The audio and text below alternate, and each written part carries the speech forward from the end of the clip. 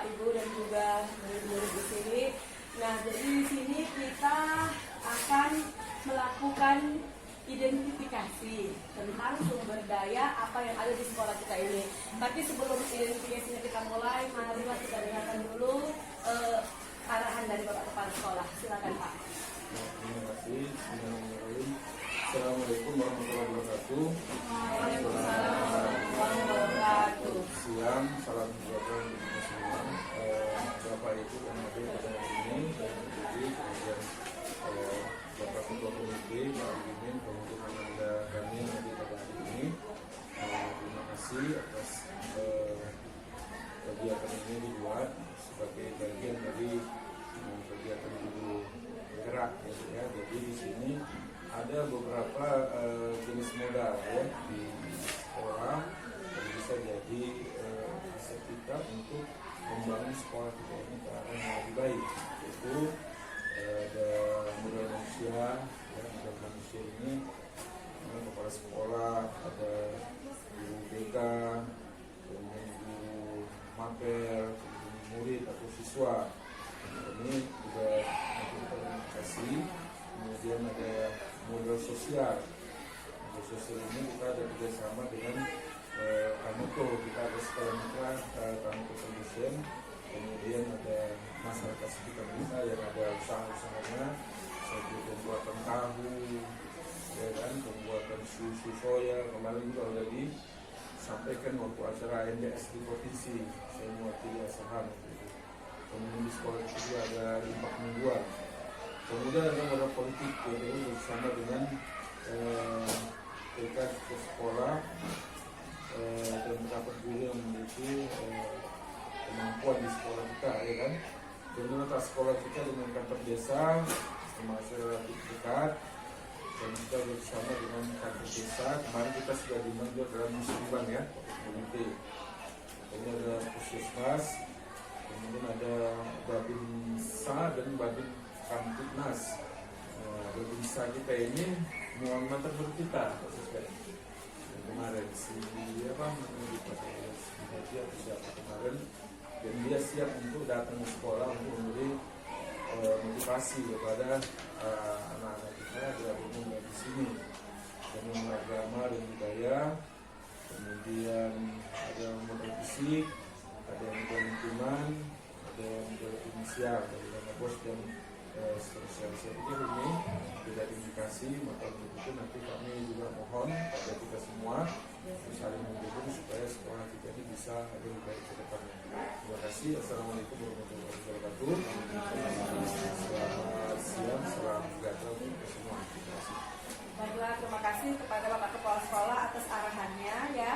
Nah, jadi di sini tadi seperti dibilang Bapak Kepala Sekolah, kita akan melakukan identifikasi ya. Jadi di sini sebelumnya saya ucapkan terima kasih atas kehadiran Bapak Legimin sebagai komite. Ini murid kita ya, anggota OSIS dan juga Musam sebagai warga sekitar sekolah kita ini. Nah, jadi tadi seperti disebutkan sebelumnya ada 7 modal atau aset yang ada bisa kita manfaatkan untuk program yang berdampak kepada murid. Ya, ada dari modal manusia, sosial, politik, agama, fisik, dan juga lingkungan alam serta finansial. Nah, sekarang coba mari kita identifikasi kira-kira apalah sumber daya yang ada di sekolah kita ini yang bisa nantinya kita gunakan untuk program yang berpihak kepada murid. Untuk yang pertama dari modal manusia, apalah yang kita punya di sekolah kita ini?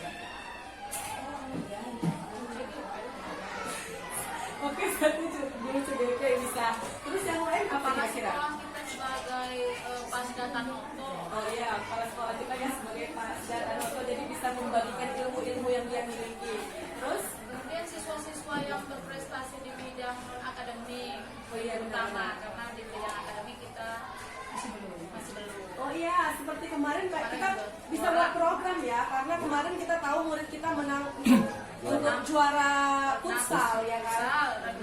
Ya, jadi kedepannya kita bisa membuat program yang mana nanti kayak misalnya ekskul futsal, kita nggak perlu lagi manggil pelatih dari luar, tetapi mereka yang melatih itu jadi sumber daya. Oke, bisa.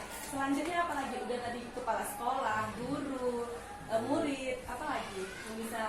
Kita juga yang setiap mangkal sebagai sebagian besar yang sudah menguasai TIK, jadi bisa menggunakan TIK untuk kegiatan belajar mengajar, jadi boleh pakai banyak sekali metode.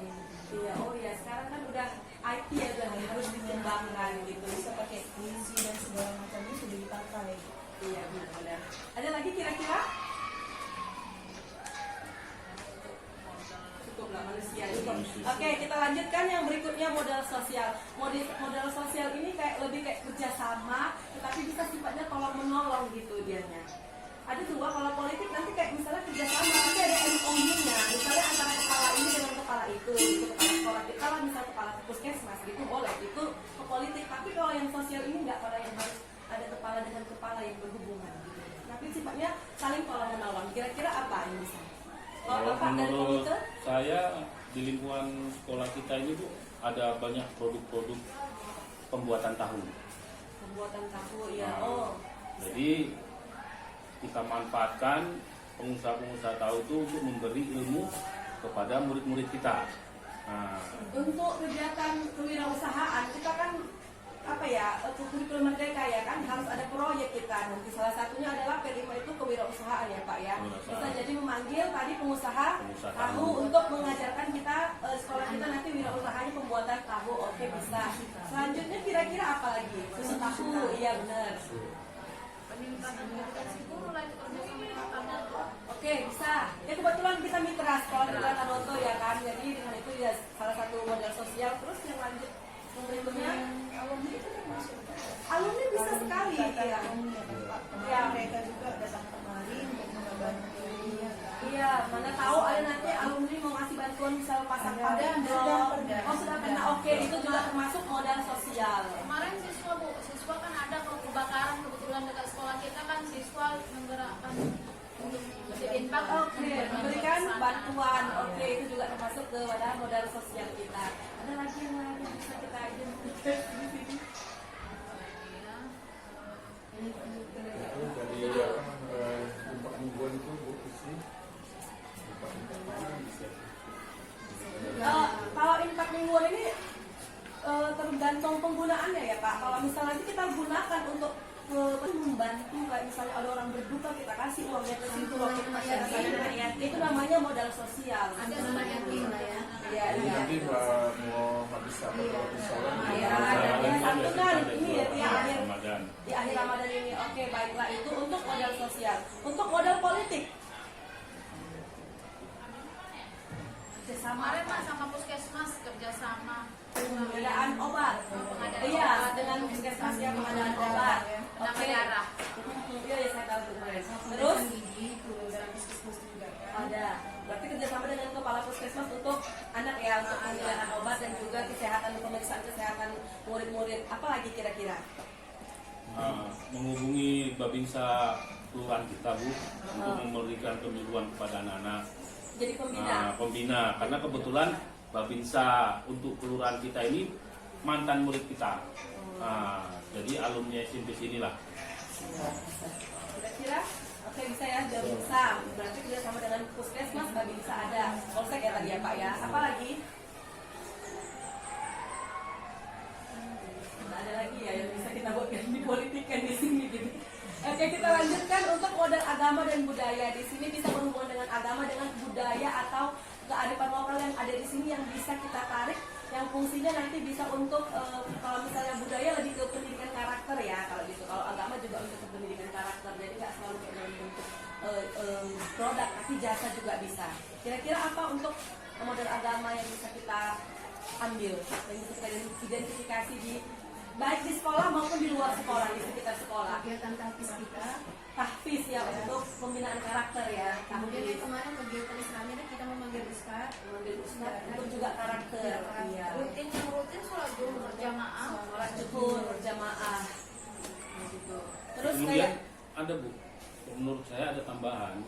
Sementara dekat kita ini ada masjid besar di Kisaran, yang di situ ada Kubah, ada Ka'bah. Itu kita ajak murid-murid kita untuk pengenalan haji. ya. Manasik haji.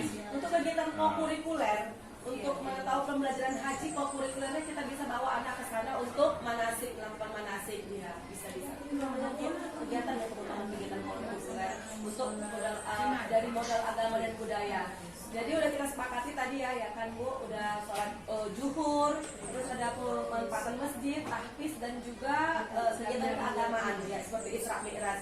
Lalu kita lanjutkan yang berikutnya adalah modal fisik di sini dalam bentuk bangunan. Kira-kira apa sumber daya bangunan yang kita miliki di sekolah kita? Kita ya mulai dari ruang belajar, Ruang belajar. perpustakaan, musola, Ruangan belajar kita itu kayak sekarang udah diberi pojok baca ya, yaitu di pojok baca itu menjadikan sumber daya yang untuk anak-anak lah ya, menambah wawasannya.